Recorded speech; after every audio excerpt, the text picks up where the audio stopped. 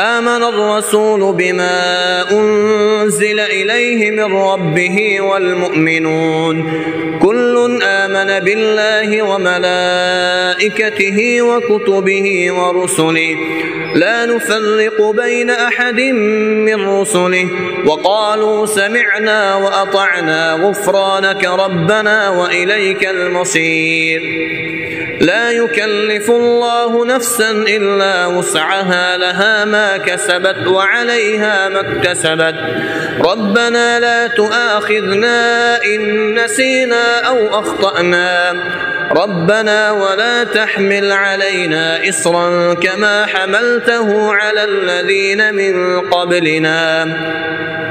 ربنا ولا تحملنا ما لا طاقة لنا به واعف عنا